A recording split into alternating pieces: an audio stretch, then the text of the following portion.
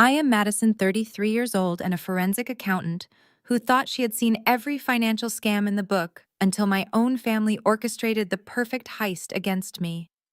At 4 a.m., my banking app flashed a single red line reading Access Denied. My $800,000 trust fund, secured by ironclad biometric locks, had vanished overnight. I called my mother in a panic. My father answered the phone, his voice softly terrifying, as he told me they had to step in because family comes first. My mother chimed in, claiming my mental state was unstable and I needed to let them manage my money. I did not argue.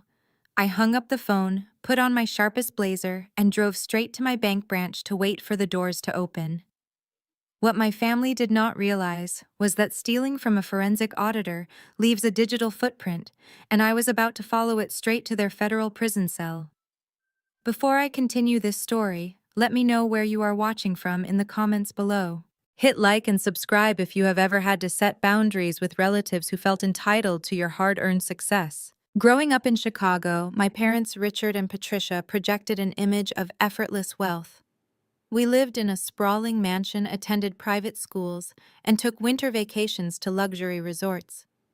But behind the designer clothes and country club memberships, our financial reality was a house of cards. My parents funded their lavish lifestyle through a dangerous cycle of borrowing, refinancing, and maintaining appearances at all costs. My sister Brittany absorbed this lesson perfectly. She played the role of the golden child, always needing the newest car and the best clothes to keep up with her wealthy friends. When Brittany married Jamal, an African-American tech founder with a flashy cryptocurrency startup, my parents were thrilled. Jamal talked a big game about venture capital and disruptive technology. He wore expensive watches and drove imported sports cars. But my trained eye saw the cracks. I analyze balance sheets for a living, and Jamal carried all the hallmarks of a man drowning in corporate debt. I kept my distance, preferring the quiet stability of my own apartment and my demanding career investigating corporate fraud. My independence was fueled by a trust fund my late grandfather had established exclusively for me. He was a practical man who saw through my parents' financial irresponsibility. The trust was locked down tight, meant to be my safety net. For years, the balance sat securely at exactly $800,000. It was a Tuesday morning when my world shattered. I am an early riser, usually up by 4, to review case files before the city wakes up. Habit dictated that I check my personal accounts while my coffee brewed. I opened my banking app on my phone, scanning the familiar interface. My checking account was fine. My savings account looked normal. But when I scrolled down to the trust fund, my breath caught in my throat. The balance read 0. Underneath the bold 0 was a glaring red banner that read Access Denied. My thumb hovered over the screen. I closed the app and reopened it, assuming it was a routine server glitch. The red banner remained. I logged in from my laptop, typing my credentials with shaking fingers. The result was exactly the same. The trust account was completely locked down and drained of every single cent. My heart hammered against my ribs, but my professional training immediately kicked in. Panic is the enemy of investigation. I grabbed my phone and dialed my mother's number. It rang 4 times before the line clicked open. Instead of my mother, my father Richard answered. I asked him what was going on with my trust fund, keeping my voice remarkably steady. My father did not sound surprised. In fact, his voice was chillingly calm. "We had to step in, Madison," he said softly. "Family first. You have to understand that we are doing this for your own good." Before I could process the sheer audacity of his words, I heard my mother Patricia pick up the extension. Her voice dripped with condescending, fake concern. "You are not thinking clearly lately, Madison," she added. "Your mental state has not been stable. Crying over stress at work, withdrawing from family events. We just want to make sure your future is protected. Let us manage the money for safety." The names hit me like a physical blow. Richard and Patricia, my parents. The people who had brought me into this world had just stolen my future and were gaslighting me about my mental health to justify it. They were trying to weaponize a brief period of burnout I experienced years ago to paint me as incompetent. I did not scream. I did not cry. I did not even argue with them. I simply pressed the end call button. I marched into my bedroom and pulled on my sharpest navy blue blazer. I tied my hair back into a tight bun, preparing for a professional confrontation. I grabbed my car keys, my laptop bag, and my building access badge. The sun was not even up yet, but I was not going to sit in my apartment waiting for them to spend my money. I drove downtown and parked my car right outside the main branch of my bank. I sat in the driver's seat, watching the digital clock on my dashboard slowly tick toward 8 in the morning. I reviewed everything I knew about banking protocols. To bypass a highly secure federal banking system and lock me out of a trust fund, they would have needed a legal document that required my explicit notarized consent. They would have needed a power of attorney. As soon as the bank doors unlocked, I stepped out of my car. I walked straight past the tellers and headed directly to the branch manager's office. I was not there to ask for my money back. I was there to conduct a forensic audit on my own family, and I was going to follow the digital trail no matter where it led. I pushed open the glass door to the branch manager's office without knocking. David looked up from his dual monitors, his coffee cup freezing halfway to his mouth. Before he could utter a single word of greeting, I dropped my driver license flat onto the center of his mahogany desk. The sharp smack of plastic hitting wood echoed in the quiet room. I sat down in the leather guest chair, crossed my legs, and stared at him with absolute deadly silence. David cleared his throat nervously, adjusting his tie. He knew exactly who I was. My trust fund made me a high-net-worth client at this branch, and he had personally managed my grandfather's estate transfers years ago. Madison. He started his tone adopting that overly gentle, placating cadence people use when dealing with a distressed patient. Your father called me yesterday afternoon. He mentioned you might come in today. He told me you have been under immense psychological strain lately, and that we should treat you with extra sensitivity. My parents had laid the groundwork perfectly. They had preemptively painted me as a hysterical, mentally unstable woman to discredit any objection I made regarding my own money. I did not raise my voice. I did not show an ounce of the supposed hysteria my father had warned him about. David. I said, my voice completely devoid of emotion.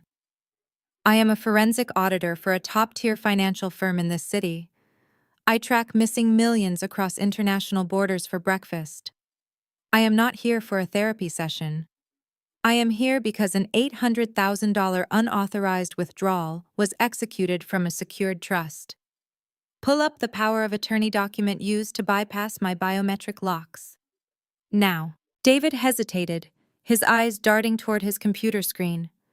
The withdrawal was entirely legal, Madison. The power of attorney was executed digitally 4 days ago, granting full financial control to Richard and Patricia. It passed all our internal compliance checks. Show it to me.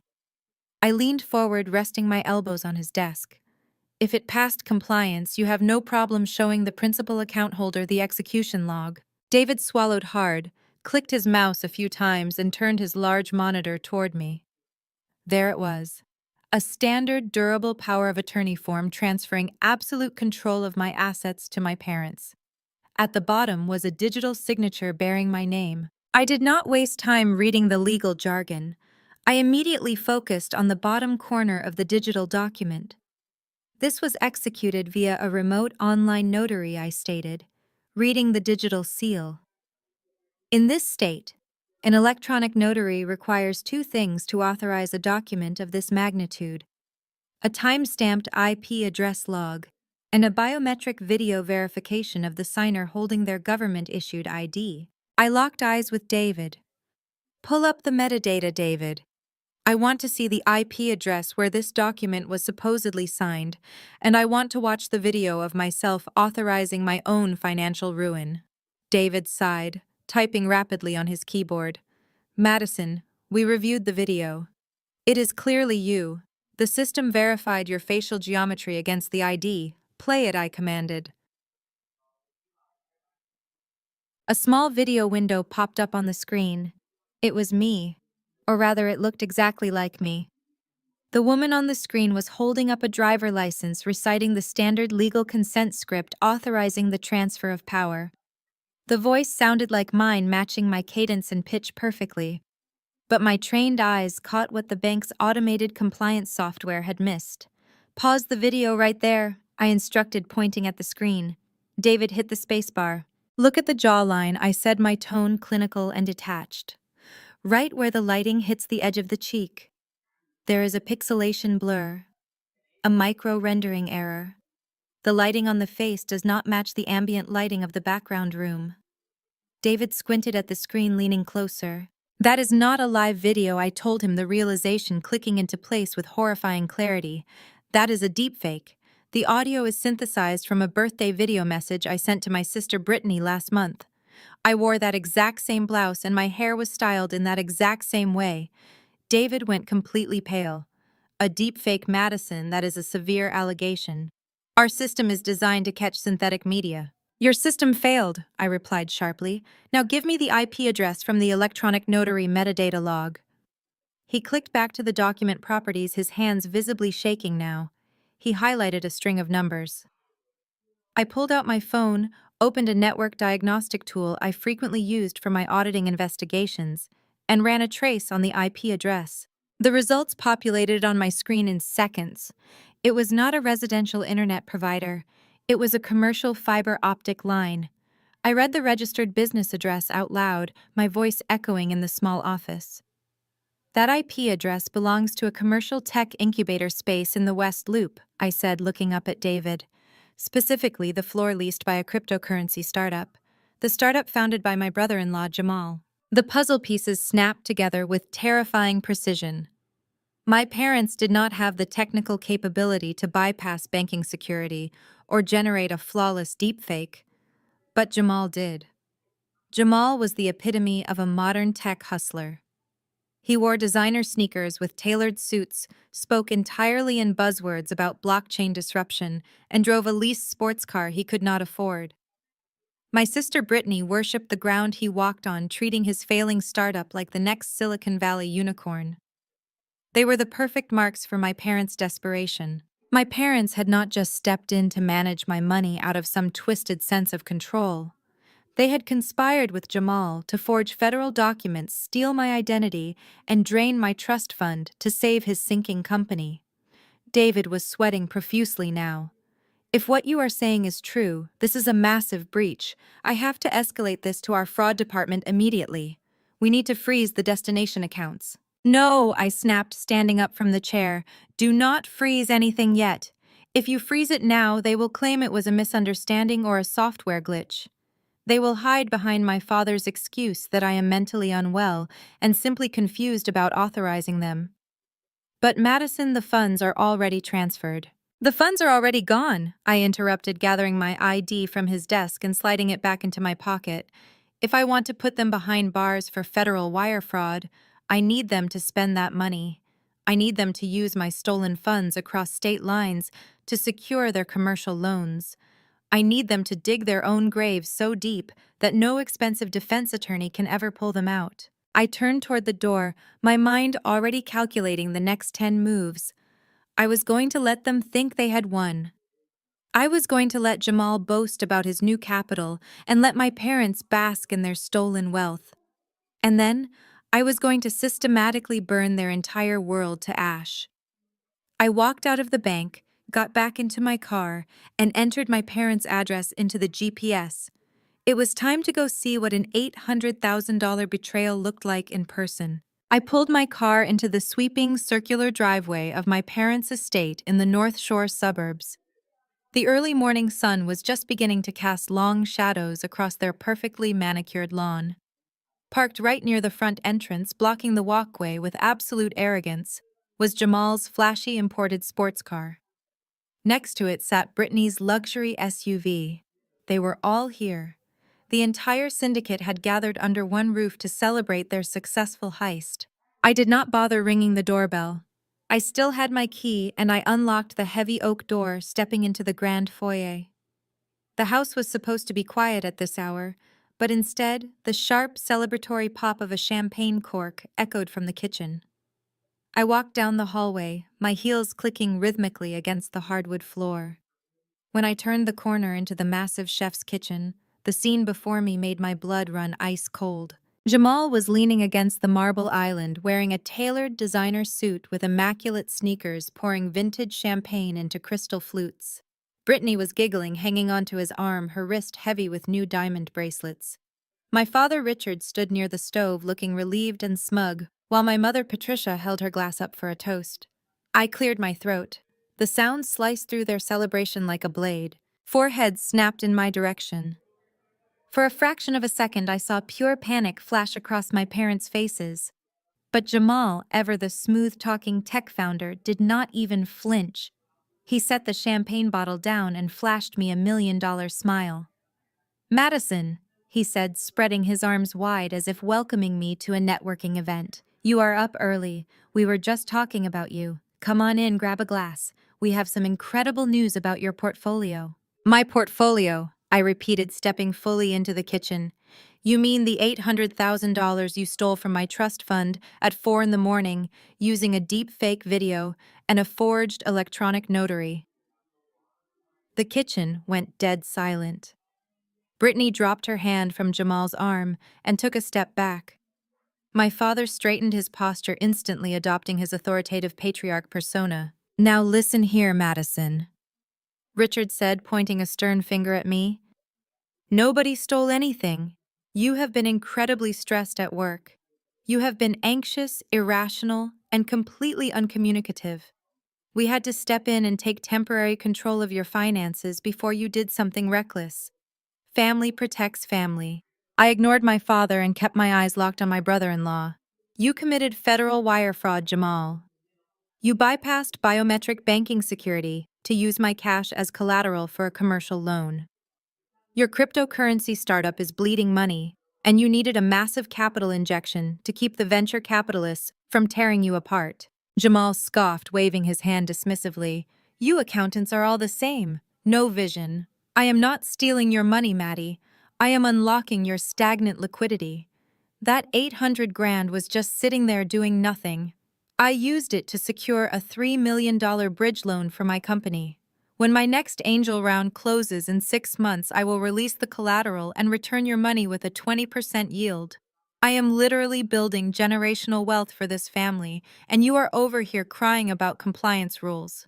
Brittany immediately chimed in, her voice shrill with that familiar victim complex she had perfected since childhood. "You are always so selfish, Madison. Jamal is trying to build an empire for us. He is creating a legacy. You just hoard your wealth while the rest of us stress about the future. You should be thanking him for cutting you in on the ground floor." I stared at my sister in absolute disbelief. "You are thanking a man who committed identity theft to save his own skin. When the bank audits that commercial loan, they will seize my cash, and your husband will go to federal prison. I am calling the police right now."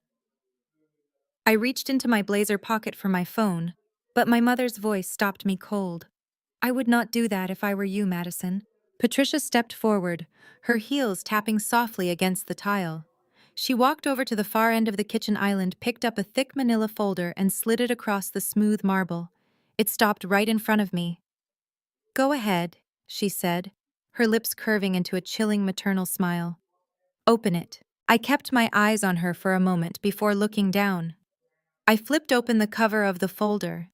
Inside was a dense stack of medical documents, psychological evaluations, and prescription records.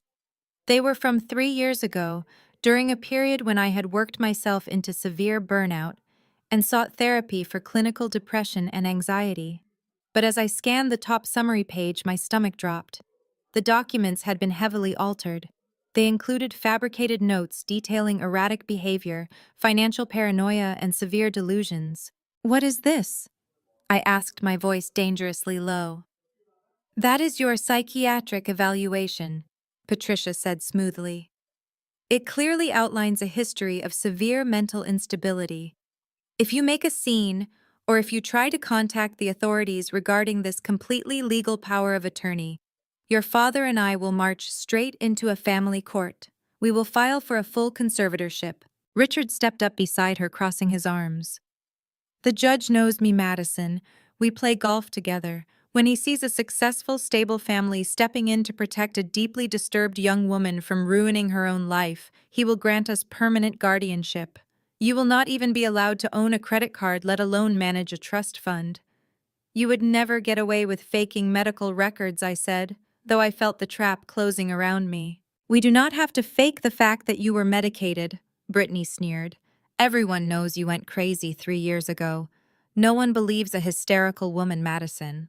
Especially not when a loving family is just trying to help her. I looked at the four of them.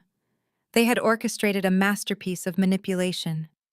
Jamal provided the technological fraud, Richard provided the financial motive, and Patricia provided the psychological warfare.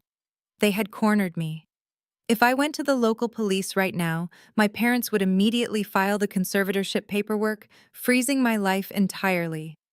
A local detective would see a wealthy family dispute, look at the fake medical file, and tell us to handle it in civil court.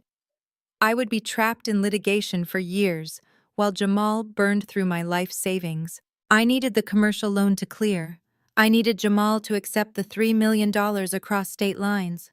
Once that happened, this would no longer be a local family dispute. It would become a federal crime governed by the FBI, and a local family court judge could not save them from a federal indictment. I closed the folder slowly, letting my shoulders slump. I forced the tension out of my jaw, manufacturing a look of total, crushing defeat. I looked at the floor, letting my silence stretch until the air in the kitchen grew heavy with their impending victory. "So that is it," I whispered, making my voice tremble just enough to sell the performance. "You take everything, and I just have to accept it." Patricia walked over and patted my shoulder, her touch making my skin crawl. "Be reasonable, darling. We will set up a monthly allowance for you. $2,000 a month should cover your basic expenses. Just focus on your job. Keep your head down and let Jamal handle the heavy lifting. You will thank us later." I did not look at her. I turned around and walked silently toward the front door. Behind me, I heard Jamal laugh, followed by the clinking of champagne glasses. They thought they had broken me. They thought their gaslighting had worked. I walked out to my car, got in, and locked the doors. The moment the engine started, my tears vanished. The facade of the broken daughter evaporated, replaced entirely by the cold, calculating mind of a forensic auditor. They wanted to play games with federal banking systems. They wanted to use my money to fund their fake empire. I pulled out of the driveway, my grip tight on the steering wheel. I was going to head straight back to my office, log into my encrypted terminal, and build a digital cage so tight they would never see the bars until the FBI knocked down their front door. The drive from the North Shore suburbs back to downtown Chicago took 45 minutes. I used every second of that commute to compartmentalize the betrayal. My parents and my sister had declared war. They assumed I was an easy target, a vulnerable woman they could manipulate with gaslighting and fake medical records. They fundamentally misunderstood who they were dealing with. I parked in my firm's secured underground garage, took the elevator up to the 32nd floor, and walked straight past the morning chatter of the junior analysts. I entered my glass-walled office, closed the blinds, locked the door behind me, and powered up my dedicated forensic workstation. My office was my sanctuary. Here there was no emotional manipulation, no fake family loyalty, and no psychological warfare. There were only numbers, and numbers never lie. I opened my encrypted auditing software, bypassed the standard public search gateways, and tapped directly into the financial databases I used for corporate fraud investigations. First, I needed to dissect Jamal.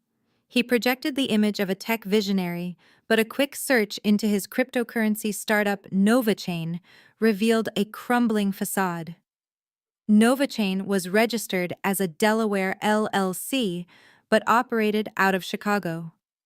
By pulling his corporate credit reports and recent uniform commercial code filings, I found exactly what I was looking for.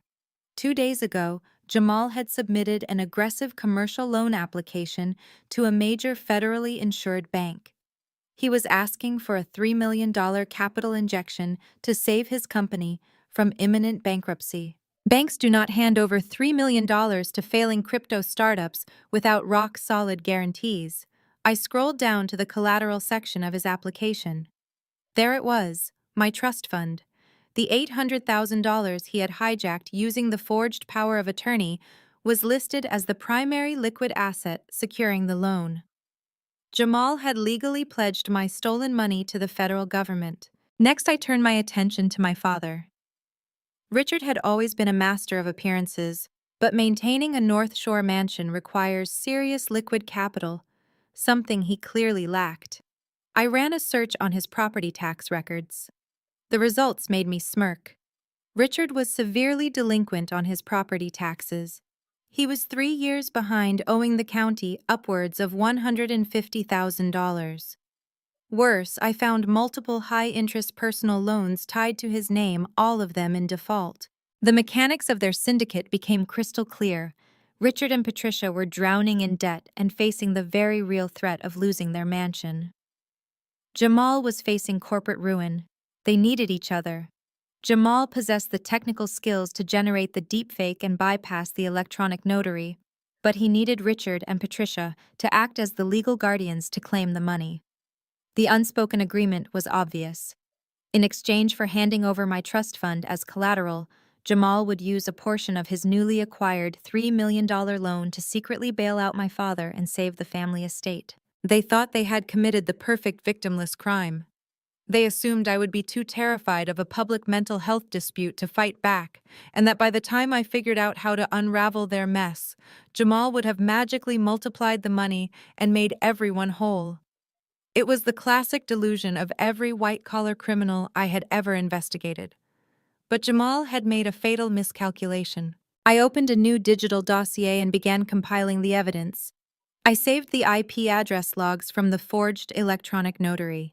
I saved the metadata from the deepfake video. I downloaded Jamal's commercial loan application and the fraudulent power of attorney. By pulling off this heist, Jamal and my parents had not just stolen from a family member. They had used digital communication networks across state lines to execute a scheme to defraud a federally insured bank. In the eyes of the United States Department of Justice, this was no longer a local civil dispute over a trust fund. It was Title 18 United States Code Section 1343, wire fraud. And because they had used my biometric data and forged my signature to do it, they had tacked on aggravated identity theft. These were severe federal felonies. If convicted, Jamal and my parents were not looking at a slap on the wrist or a fine. They were looking at a mandatory minimum of 20 years in a federal penitentiary. I leaned back in my ergonomic chair, watching the progress bar as my computer encrypted the dossier onto a secure flash drive. My mother had threatened to ruin my life with a fake psychiatric hold. She had looked me in the eye and told me to accept my $2,000 monthly allowance like a good broken daughter. She wanted to play games with my freedom. I was going to strip away hers. I ejected the flash drive and slipped it into my blazer pocket. I picked up my office phone, bypassing my personal cell to ensure the call was secure. I dialed a direct line I knew by heart. It belonged to Special Agent Thomas, a veteran investigator in the FBI Financial Crimes Division here in Chicago. We had collaborated on several massive corporate embezzlement cases in the past, and he knew my forensic work was flawless. The line rang twice before his gruff voice answered. Thomas speaking. Agent Thomas, it is Madison. I kept my tone entirely professional, stripping away any hint of personal distress. I need a face-to-face meeting. Today. Madison, he replied, the surprise evident in his voice. I did not know your firm was working on anything currently under our jurisdiction. What do you have? I have a slam-dunk federal wire fraud and aggravated identity theft case, I said, looking out my window at the Chicago skyline. Complete with digital footprints, interstate banking transfers, and deepfake forgery. The perpetrators are attempting to secure a fraudulent $3 million commercial loan from a federal bank. I have the entire network mapped out on a drive. Bring it in, Thomas said immediately. You know how much I love your spreadsheets. Who is the target? I paused for a fraction of a second, feeling the last remaining thread of familial loyalty snap and dissolve into nothing. The targets are the CEO of Nova Chain, Jamal and his accomplices, Richard and Patricia. There was a brief silence on the other end of the line. Thomas was sharp. He knew my last name. Madison. He started carefully. Are those your parents? They are perpetrators of federal fraud, I corrected him coldly. I will meet you at the usual diner near the Federal Plaza in 30 minutes. Come hungry, Thomas. I am handing you the easiest conviction of your career. I hung up the phone. The trap was meticulously constructed. Now I just had to convince the FBI to let my family walk right into it. I walked out of my office building and hailed a cab to the diner near the Federal Plaza. The trap was meticulously constructed. Now I just had to convince the FBI to let my family walk right into it. Special Agent Thomas was already sitting in a back booth when I arrived. He had a black coffee in front of him and his federal badge clipped to his belt. I slid into the vinyl seat across from him and placed the encrypted flash drive on the table. What am I looking at? Madison Thomas asked, picking up the drive. You are looking at a textbook case of federal wire fraud and aggravated identity theft, I replied, keeping my voice low. The perpetrators are Richard and Patricia, along with my brother-in-law Jamal. They used a deepfake video and a forged electronic notary to bypass biometric security on my trust fund. They drained $800,000 overnight to use as collateral for a $3 million commercial loan to save Jamal's failing cryptocurrency startup. Thomas plugged the drive into his secure laptop. He spent the next 10 minutes scrolling through the IP logs, the metadata, and the interstate banking transfers I had compiled. His expression shifted from skeptical to grim. This is bulletproof, Thomas said, closing the laptop. We have enough to arrest them right now. I can freeze the accounts and have agents at their front door before noon. No, I said sharply. If you arrest them now, they will claim it was a family misunderstanding. My parents have already fabricated a psychiatric evaluation claiming I am mentally unstable. They will argue they were just managing my money for my own good, and Jamal will claim the commercial loan application was a preliminary draft. They will hire expensive defense attorneys and drag this out in civil court for years. Thomas narrowed his eyes. What do you suggest? Let the bank disperse the $3 million loan, I said. Let Jamal accept federal funds based on fraudulent collateral. Once that money crosses state lines and lands in his corporate account, the crime is irreversible. It elevates the charges, and they will have absolutely no defense. Thomas tapped his fingers against the table. I can monitor the loan disbursement, but if we let this play out, I need definitive recorded proof of their criminal intent. I need them admitting that they stole your identity for the commercial loan, bypassing any excuse about managing your mental health. I can get that for you, I said without hesitation. Thomas reached into his jacket pocket and pulled out a small, sleek audio recording device. He slid it across the table. It was no larger than a key fob. Wear this, Thomas instructed. Get them talking. Get Jamal to admit exactly what he did with the money. Once we have the audio, we wait for the loan to clear. Then we drop the hammer. I slipped the device into my blazer pocket. Consider it done. I left the diner and retrieved my car. I drove straight back to the North Shore suburbs. The morning sun was fully up now, illuminating my parents' sprawling estate. Jamal's imported sports car was still parked arrogantly in the circular driveway. I clipped the recording device to the inside collar of my blazer, ensuring the microphone was unobstructed, and tapped the button to begin recording. I marched up the front steps and did not bother with the doorbell. I raised my foot and kicked the heavy oak door open. The door slammed against the interior wall with a deafening crash echoing through the grand foyer. I strode directly into the living room. The scene was exactly as entitled as I expected. Richard, Patricia, Brittany, and Jamal were lounging on the custom leather sofas, popping a fresh bottle of champagne. The sudden crash of the front door made them all jump. Patricia spilled her drink on the Persian rug, and Richard leaped to his feet. Madison! Richard shouted. What on earth is wrong with you? I ignored my father and locked my eyes entirely on Jamal. You thought I would just roll over? I said, my voice projecting clearly for the hidden microphone. You stole my identity to secure a commercial loan for your bankrupt company. Jamal let out a loud, arrogant laugh. He set his champagne flute down on the glass coffee table and adjusted his designer suit jacket. He took the bait instantly, completely oblivious to the trap closing around him. I did not steal anything, Matty Jamal said, his voice dripping with condescension as he began to monologue. I used your $800,000 as collateral for a massive commercial loan to save my startup. Your money was just sitting in a trust fund, doing absolutely nothing. I am putting it to work. I secured $3 million in federal funding today. As a tech visionary, I know how to leverage stagnant liquidity. I am going to triple your money in 6 months. You should be down on your knees thanking me for making you an investor. I kept my face perfectly stoic, ensuring the wire captured every single syllable of his confession. So you admit you forged my signature to leverage my trust fund for your corporate debt, I stated clearly. Brittany slammed her glass down and stood up, playing her favorite role of the victim. You are always so selfish with your wealth. Madison, she whined, crossing her arms defensively. You sit in your apartment hoarding your trust fund while Jamal is actually trying to build a legacy for this family. He is innovating. He is creating an empire. You are just trying to ruin his success because you are jealous. You are all delusional, I said, making sure my voice carried the exact tone of a woman pushed to her absolute limit. You committed wire fraud. You forged federal documents. I reached into my pocket and pulled out my cell phone, holding it up for all of them to see. I am done playing your games, I announced, staring directly at Jamal. I am calling the police right here, right now, in the middle of this living room. I am going to report the theft of my identity, and I am going to watch them march you out of this mansion in handcuffs. My thumb hovered over the keypad of my phone, ready to dial emergency services. I wanted to see the panic in their eyes. I wanted to watch their smug expressions shatter as the reality of a police interrogation set in. But the panic never came.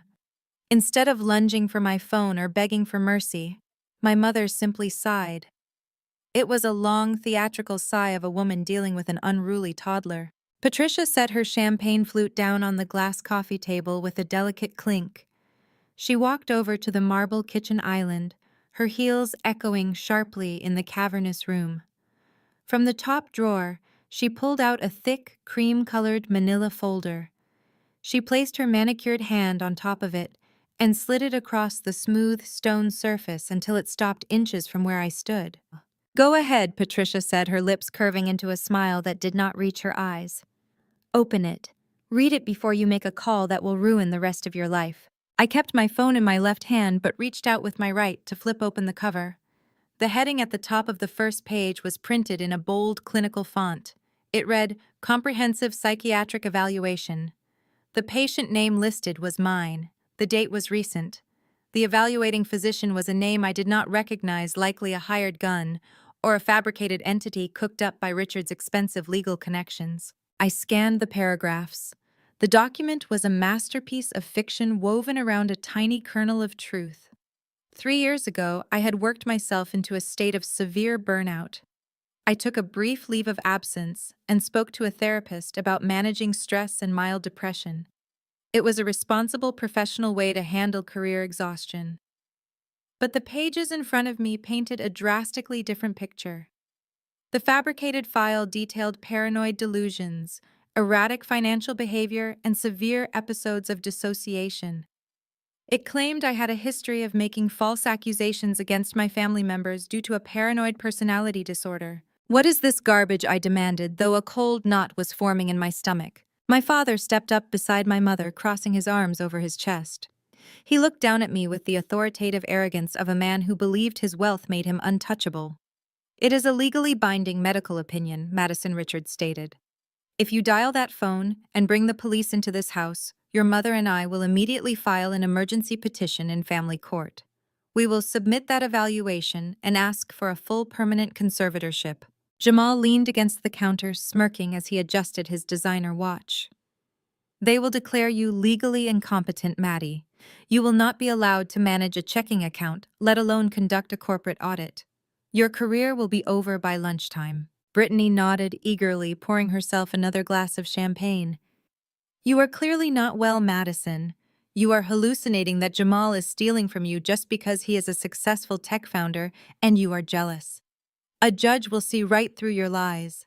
Patricia stepped closer, stepping into my personal space until I could smell her expensive floral perfume. Her voice dropped to a harsh, venomous whisper.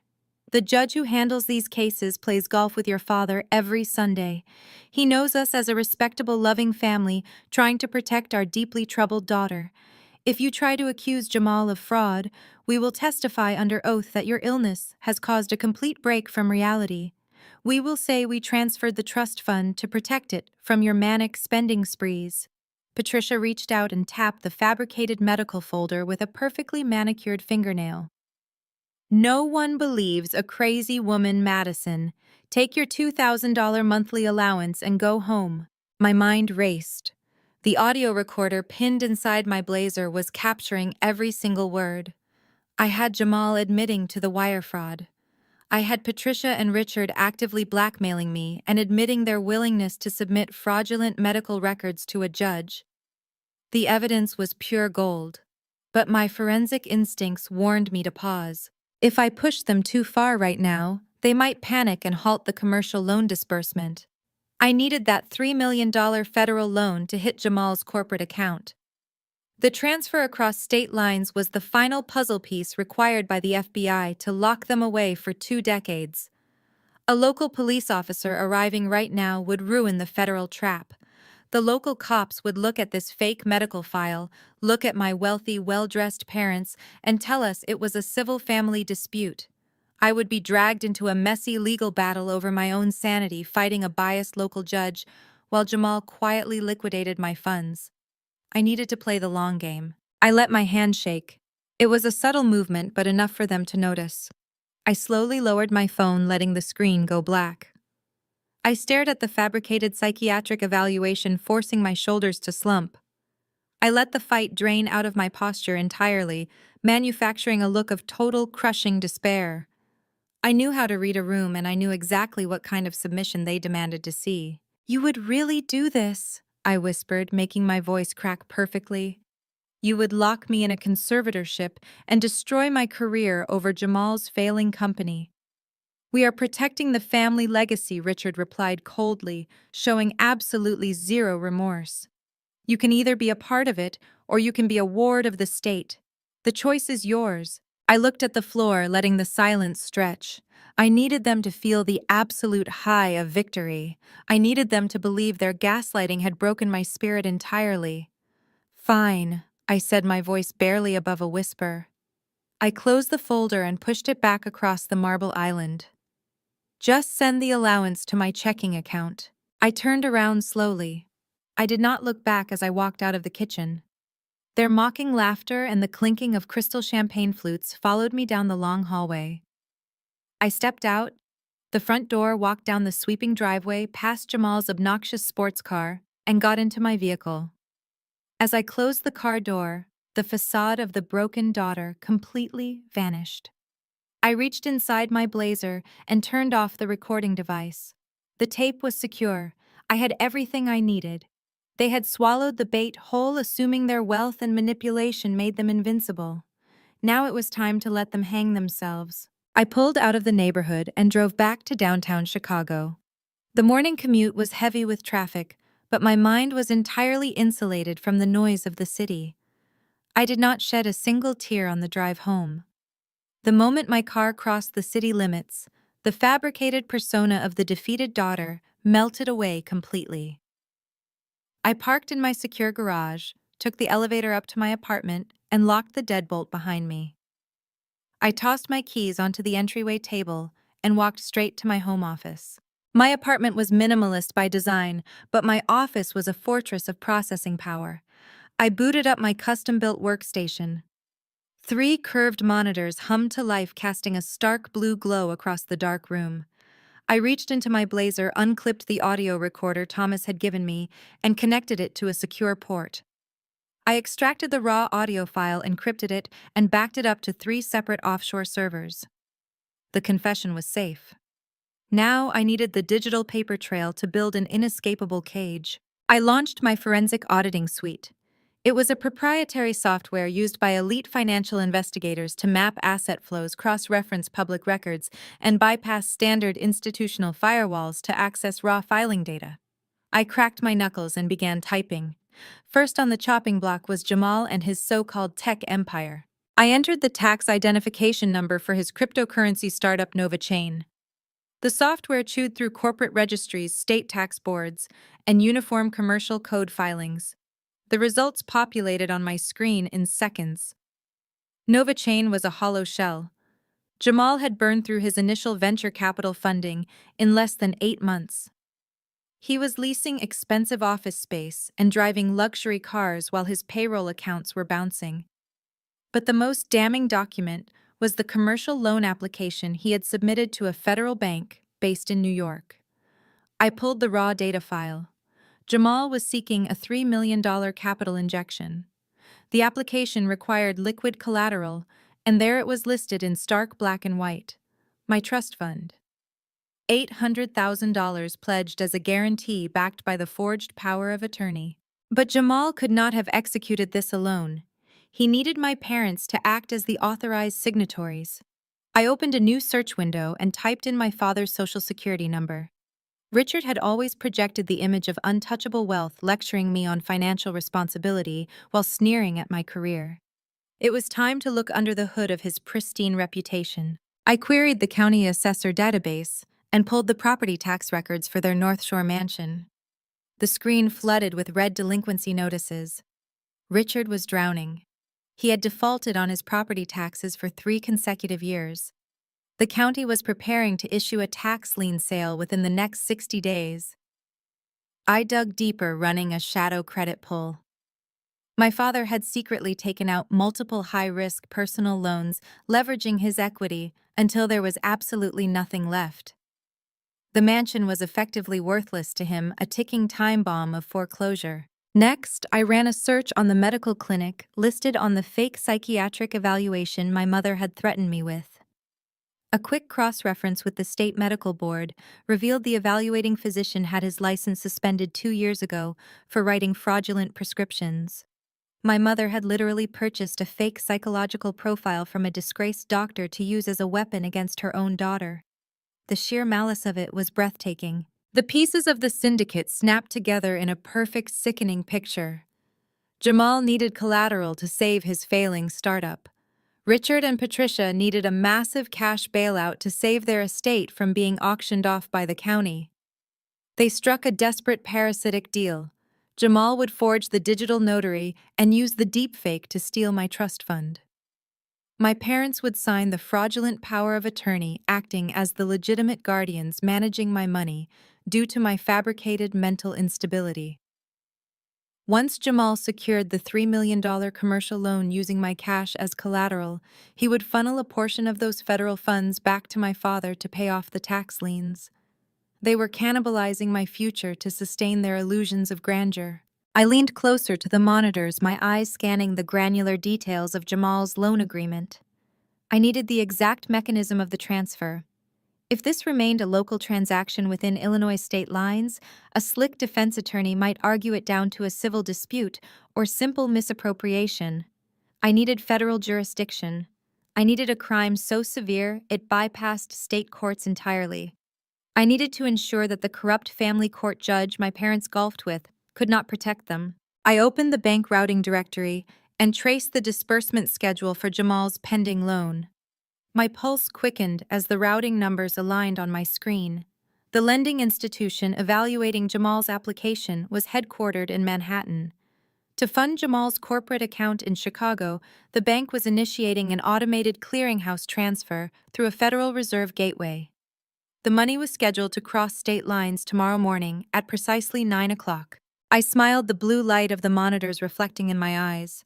The moment that digital transfer initiated navigating across state lines via telecommunication networks, the crime mutated. It was no longer just identity theft or state-level fraud. It became a direct violation of federal law. Wire fraud. A felony carrying a mandatory minimum sentence that no country club judge could dismiss. I had the IP logs, the forged notary stamp, the deepfake metadata, the audio confession, and now the exact federal wire routing numbers.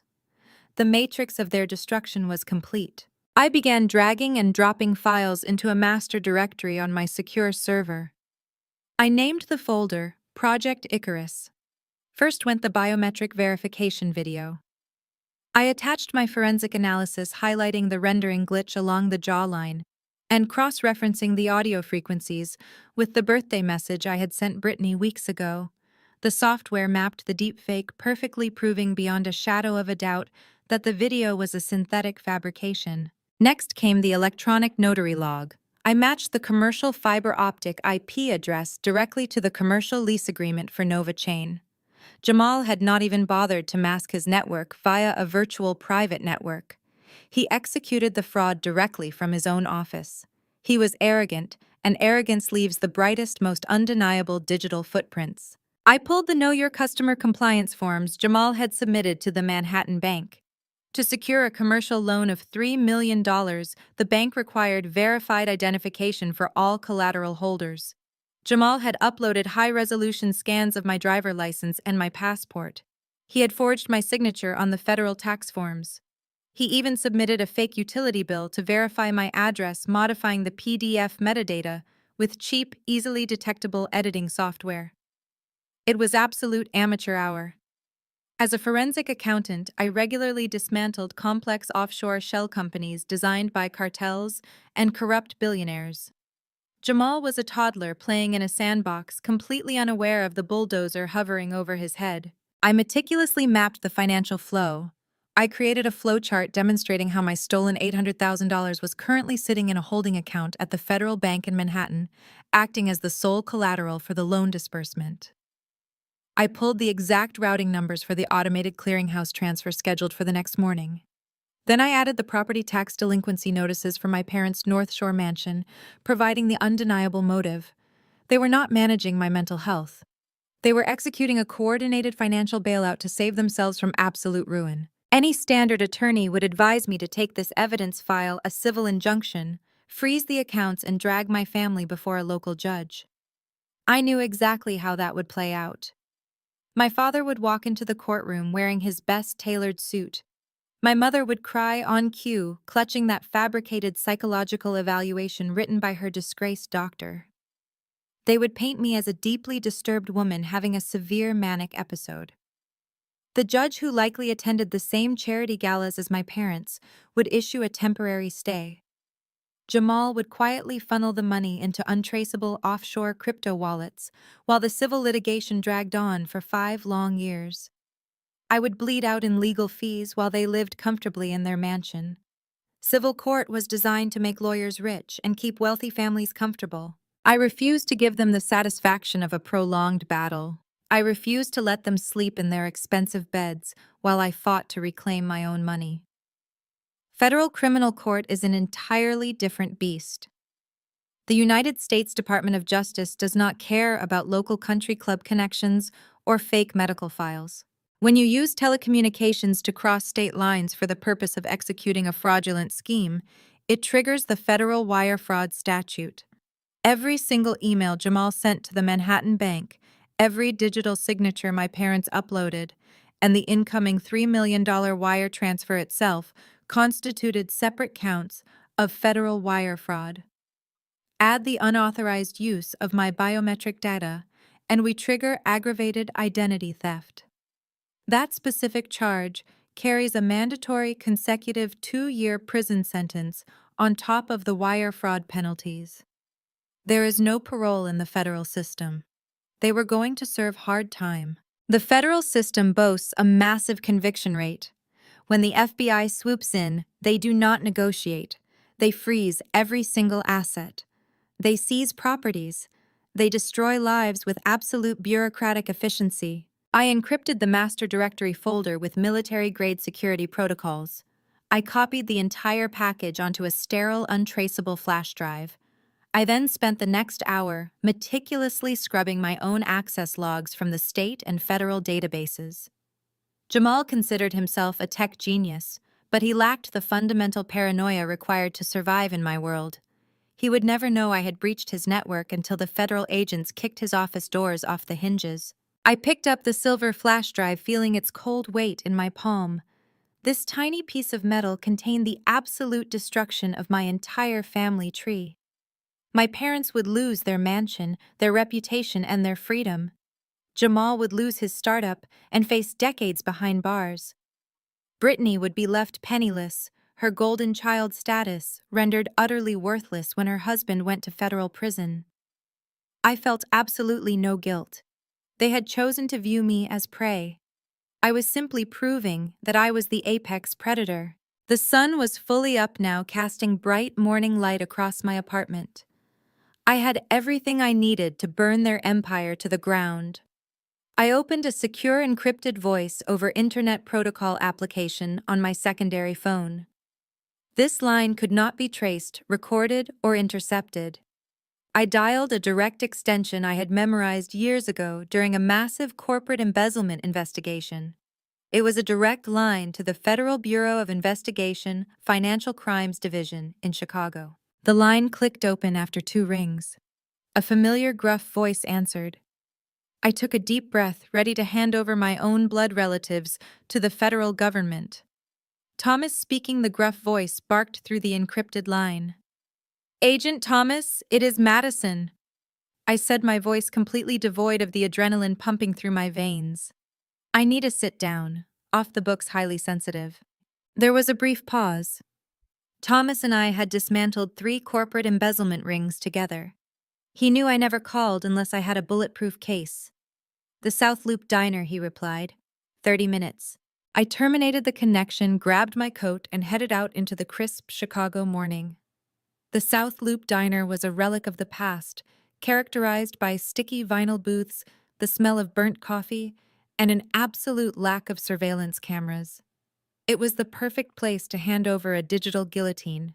When I walked through the glass doors, Thomas was already sitting in a back booth facing the entrance. He wore a rumpled gray suit that screamed government employee. A mug of black coffee sat untouched in front of him. I slid into the booth opposite him and placed the encrypted silver flash drive flat on the scratched Formica table. What am I looking at? Madison Thomas asked, his eyes dropping to the drive. You are looking at a textbook execution of federal wire fraud, aggravated identity theft, and bank fraud, I told him, keeping my voice low enough to blend with the diner noise. The primary target is a cryptocurrency startup called Nova Chain, run by a man named Jamal. His co-conspirators are Richard and Patricia. Thomas frowned, his brow furrowing, as his investigative brain connected the dots. Richard and Patricia. Madison. Those are your parents. They are criminals who used deep-fake technology and forged electronic notary seals to drain my $800,000 trust fund. I corrected him, my tone clinical. They are using my stolen money as liquid collateral to secure a $3 million commercial loan from a federally insured bank in Manhattan. Jamal is using the capital to artificially inflate his failing startup, and in exchange, he is funneling a portion of that loan back to my father to pay off a massive county tax lien. The entire digital trail is on that drive. IP addresses, deepfake metadata, forged compliance forms, and the exact automated clearinghouse routing numbers. Thomas reached out and picked up the flash drive. He pulled a secure, heavily encrypted government tablet from his briefcase, plugged the drive in, and entered his credentials. For the next 10 minutes, the only sound between us was the clattering of silverware from the kitchen and the soft hum of the diner. I watched his eyes track across the screen, digesting the forensic spreadsheets, the timeline of the deepfake creation, and the pending loan application. When he finally looked up, his expression was completely hardened. This is flawless, Madison. You have handed me a fully wrapped federal indictment. He reached for his phone. I am calling the United States Attorney right now. We are going to freeze the Manhattan bank accounts, intercept the collateral transfer, and have agents at their front door before noon. I reached across the table and clamped my hand down over his wrist. No, I said sharply. Do not freeze anything. Thomas stared at me, genuinely confused. Madison, they have your money. If I do not freeze the Manhattan holding account immediately, that $3 million commercial loan is going to be dispersed. That is exactly what I want, I replied, releasing his wrist and leaning back in the booth. If you freeze the accounts right now, they will claim it was a misunderstanding. My parents have already fabricated a psychiatric evaluation claiming I am experiencing severe mental instability. They will argue in a local civil court that they were simply trying to protect my assets from my own manic spending. Jamal will claim the commercial loan application was just a preliminary draft, and blame the forged signatures on a rogue employee or a software glitch. They will hire expensive defense attorneys and tie this up in civil litigation for the next 5 years.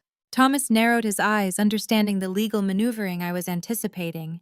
What do you suggest? Let the bank disperse the $3 million, I said, my voice steady and absolute. Let Jamal accept federal funds based on fraudulent collateral. Let him sign the final closing documents and physically receive that money into his corporate account.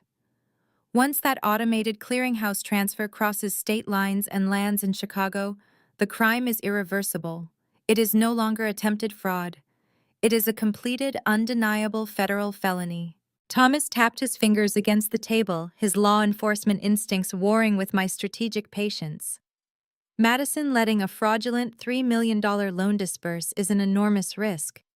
If Jamal funnels that money into decentralized cryptocurrency wallets before we can seize it, it will vanish. The bank takes a massive hit, and I have to explain to the director why I let a cybercriminal launder federal funds. He will not funnel it to crypto right away, I countered smoothly. He is arrogant, and he is desperate for validation. He wants to use that money to throw a massive anniversary gala for his startup. He wants to parade around the Chicago elite, pretending he secured a legitimate angel investment round. Furthermore, he has to wire a massive chunk of that money to my father to pay off the property tax liens, otherwise my parents lose their mansion to the county. Every single transaction they make with that dispersed loan adds another count of money laundering to their indictment. I leaned closer, holding his gaze. The bank is federally insured, Thomas. They will be made whole, and my trust fund will be restored by the fraud protection guarantees. You have the IP logs. You have the forged signatures. You have everything you need to secure a 20-year mandatory minimum sentence without the possibility of parole. You just have to let them dig their own graves deep enough that they can never climb out. Thomas was silent for a long moment. He looked down at the encrypted tablet, reviewing the irrefutable evidence I had compiled. He knew my track record. He knew I did not gamble with numbers. Fine, Thomas said, his voice dropping to a gravelly whisper. I will monitor the loan disbursement. We let the $3 million clear. But if we are playing the long game, I need you to understand your role in this. The moment that money hits Jamal's account, your family is going to feel invincible. They are going to spend lavishly. They are going to taunt you. You cannot react. You cannot show them any anger or give them any reason to suspect you are working with the federal government. I can handle it, I assured him. You have to play the part perfectly, Madison Thomas warned, packing his tablet away. You have to go back there and act like a defeated, broken woman. You have to let them believe their gaslighting worked. If they smell a trap, Jamal will panic and try to move the funds offshore. You must maintain absolute compliance. I nodded slowly, a cold sense of purpose settling over my entire body.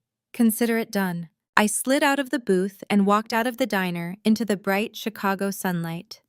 The federal trap was officially armed and waiting.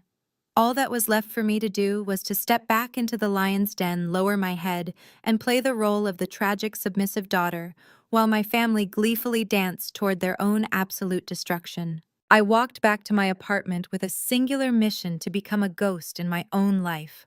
For the next 3 weeks, I perfected the art of absolute submission. I answered my mother's condescending phone calls with quiet, monosyllabic responses. I allowed the $2,000 monthly allowance to hit my checking account without a single word of protest. Every time my father texted me to remind me to take my supposed medication, I simply replied that I was following his advice. I swallowed my pride and let them believe they had successfully crushed my spirit. But behind the closed blinds of my home office, I was watching their every move. On a Tuesday morning, exactly 21 days after my covert meeting with Agent Thomas, my encrypted tracking software chimed. The automated clearinghouse transfer had successfully crossed state lines. The Manhattan Bank had released the $3 million commercial loan directly into Jamal's corporate account at NovaChain. The trap had officially snapped shut. The moment the federal funds cleared, the syndicate wasted absolutely no time. They did not attempt to hide the money or funnel it through shell companies to obscure the trail. Their arrogance was so profound that they simply began spending it with reckless abandon. Through my shadow monitoring tools and their own incessant need to boast on social media, I had a front row seat to their financial hemorrhage. It was like watching a slow motion car crash orchestrated by greedy toddlers. My parents were the first to move. I watched the county tax database update in real time. A wire transfer of $150,000 cleared Richard's delinquent property tax liens. But saving the mansion was apparently not enough to satisfy their ravenous appetite for status. 2 days later, a massive withdrawal flagged on the corporate account. I traced the routing number to a luxury real estate development group in downtown Chicago. Richard and Patricia had just put a non-refundable down payment on a sprawling penthouse overlooking Lake Michigan. They were essentially using stolen federal loan money to upgrade their lifestyle, treating Jamal's corporate account like their personal piggy bank. My mother immediately began posting fabric swatches and marble countertops on her social media pages, boasting to her country club friends about her exciting new interior design project. Jamal was equally careless. A legitimate tech founder would have used a $3 million capital injection to hire software engineers, clear outstanding vendor debts, or expand server capacity. Jamal used it to inflate his massive ego. I tracked a massive wire transfer to a luxury car dealership, followed immediately by an invoice from an elite public relations firm. He was buying press coverage to mask the absolute emptiness of his company. He paid for sponsored articles in minor tech blogs, branding himself as a disruptive genius who had just closed a highly competitive funding round. I read his self-congratulatory posts with a mixture of disgust and cold clinical amusement. Every dollar he spent on vanity was another heavy link in the chain connecting him to the wire fraud. I sat in my dark office drinking black coffee, meticulously logging every single transaction into a shadow ledger for Agent Thomas. I was documenting the exact routing numbers, the vendor receipts, and the specific assets they were purchasing with stolen federal funds. I knew how the Department of Justice operated. By allowing them to buy these tangible assets with dirty money, I was guaranteeing that the federal government would seize all of it through civil asset forfeiture the moment the indictments dropped. But it was my sister Brittany who truly embraced the illusion of limitless wealth. She had always treated money as a weapon to measure her superiority over me. Now that she believed she had legally conquered my trust fund, her spending became absolutely feverish. She maxed out designer boutiques on Michigan Avenue, leaving a digital trail of receipts from high-end fashion houses and exclusive jewelry stores. Enduring their sheer audacity was suffocating. There were moments when the injustice of it all threatened to break my carefully maintained composure. I watched the people who had gaslit me, threatened to lock me in a psychiatric ward, and stolen my future parading around the city as if they were royalty. I had to force myself to remember that this temporary humiliation was the heavy price of their permanent destruction. The federal government was watching them spend every single dime compiling a forfeiture list that would leave them entirely destitute. Late on a Friday afternoon, my phone vibrated on my desk. I broke my gaze away from a spreadsheet tracking Jamal's fraudulent corporate expenditures and glanced at the glowing screen. It was a text message from Brittany. I opened the message to find a high-resolution photograph of my sister standing proudly in front of an exotic car dealership. She was holding up the keys to a brand-new custom matte black Mercedes G-Wagon. She wore oversized designer sunglasses and a smug, victorious smile. The vehicle cost well over $200,000, paid for in cash from her husband's fraudulently funded corporate account. Below the photograph was a caption dripping with venomous triumph. "See, Jamal knows how to make money work. Do not be bitter." I stared at the photograph of my sister leaning against the matte black Mercedes. The sheer audacity of her message practically vibrated off the screen. My thumb hovered over the keyboard. I could have sent her a screenshot of the federal penal code for money laundering. I could have told her that the shiny new vehicle she was posing with was legally the property of the United States government and would soon be impounded by the FBI. I could have destroyed her smug sense of superiority with a single sentence. Instead, I forced my breathing to slow. I channeled every ounce of my forensic discipline, locked away my anger, and typed exactly 2 words. "Enjoy it." I hit send and immediately tossed the phone onto my desk. That brief, compliant response was everything she wanted. It was the white flag of a defeated older sister. In her mind, she had won. In reality, she had just provided me with time-stamped photographic evidence of possessing assets purchased with proceeds from federal wire fraud. The psychological warfare did not stop with Brittany. By the end of the week, Jamal decided it was time to take his victory lap on a much larger stage. I opened my laptop one morning to find my professional network buzzing. Jamal had posted a massive update on LinkedIn and it was going viral. He attached a highly edited professional headshot of himself standing in his empty leased office looking thoughtfully out the window. The caption was a masterclass in narcissistic fiction. He wrote a sprawling essay about the grueling journey of a tech founder overcoming adversity and the power of visionary leadership. He officially announced that NovaChain had closed a triumphant angel investment round, securing $3 million in capital. He attributed his success to endless hustle, sleepless nights, and the unwavering support of his amazing family who believed in his vision when no one else did. The post racked up thousands of likes and hundreds of comments within hours. The worst part was watching my own mutual acquaintances engage with it. Former college classmates, distant relatives, and even a few junior analysts from my own financial firm began messaging me. They sent links to Jamal's post with congratulatory notes praising my family's incredible success. They told me how lucky I was to have such a supportive, wealthy family, and how inspiring it was to see Jamal breaking barriers in the tech space. Every notification felt like a fresh layer of humiliation. I had to bite my tongue until I tasted blood. I forced myself to send polite, non-committal responses, thanking them for their kind words while swallowing the bile rising in my throat. They were cheering for a man who had stolen my identity and mortgaged my future. It was a suffocating social performance smiling through the public praise of my own executioners. But the social humiliation was merely surface noise. I retreated back into the cold, comforting silence of my shadow ledger. While Jamal was busy replying to comments from gullible tech investors and wannabe entrepreneurs, I was tracking the exact movement of his stolen capital. He was not just spending the money. He was systematically layering it, moving funds between various corporate accounts in a clumsy attempt to disguise the origin of the expenditures.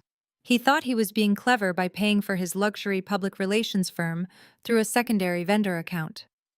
He thought the federal government would not notice if he categorized the down payment on my parents' penthouse as a corporate real estate investment. He was dead wrong. Every time he transferred those funds, he triggered another count of money laundering. The initial crime of wire fraud was carrying a 20-year sentence, but these subsequent financial maneuvers were compounding their exposure exponentially. He was transforming a single federal indictment into a multi-count racketeering case. I compiled the vendor receipts for Brittany's Mercedes, the routing numbers for the penthouse escrow account, and the invoices for Jamal's media blitz. I mapped the flow of cash from the New York bank directly to the luxury car dealership and the downtown real estate brokers. I sent daily encrypted data dumps to Agent Thomas.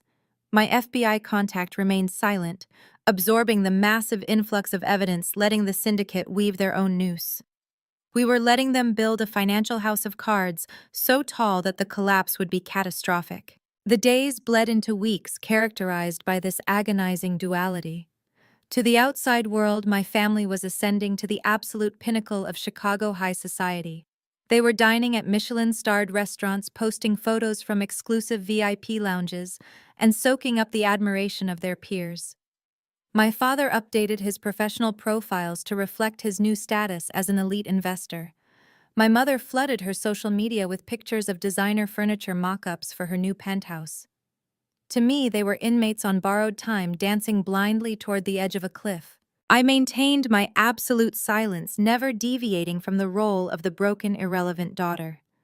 I went to work, analyzed legitimate corporate fraud cases by day, and meticulously dismantled my own family by night. Then, on a crisp Thursday afternoon, the final act of their delusion arrived directly at my doorstep. I took the elevator down to the lobby of my apartment building to check my mail. Intermixed with the usual utility bills and grocery store flyers was a thick, heavy envelope. It was not a standard letter. The envelope was crafted from premium high-gloss cardstock pitch black and sealed with a custom gold wax stamp bearing the Nova Chain Company logo. I ran my fingers over the expensive textured paper, feeling a sudden sharp spike of adrenaline. I did not need to open it to know what they had done. Their arrogance had grown so massive that they could no longer contain it within digital posts and text messages. They needed a live audience to witness their triumph. I slid my finger under the gold wax seal, breaking the Nova Chain emblem in half. Inside was a heavy acrylic invitation card etched with metallic gold lettering. Jamal was sparing no expense to celebrate his own ego. The card announced the 5th anniversary gala for his cryptocurrency startup to be held at the Grand Ballroom of the Peninsula Hotel, one of the most exclusive and expensive venues in all of Chicago. The date was set for this upcoming Saturday evening, but it was the smaller card tucked behind the main invitation that made my blood run cold with quiet fury. It was a VIP access pass. Printed right at the top in elegant calligraphy was my name, followed by the title Guest of Honor. At the bottom, someone had scribbled a handwritten note in my mother's unmistakable looping cursive. "Madison, we insist you come. It is time you see what real success looks like. Wear something nice. We bought a table right by the stage so you can have the best view. Love, Mom." The psychological cruelty of the gesture was absolute perfection. They were not inviting me to make amends or to bridge the gap they had created by stealing my trust fund. They were inviting me as a prop. I was meant to serve as a visual testament to their dominance. They wanted me sitting in the front row, wearing my inexpensive clothes, staring up at Jamal as he basked in the adoration of the Chicago elite investors.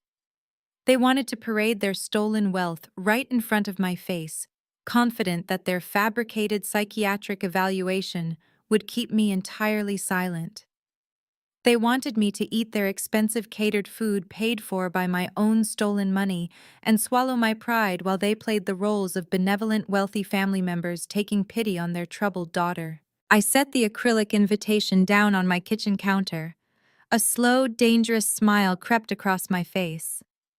They wanted a show. I was going to give them a spectacle.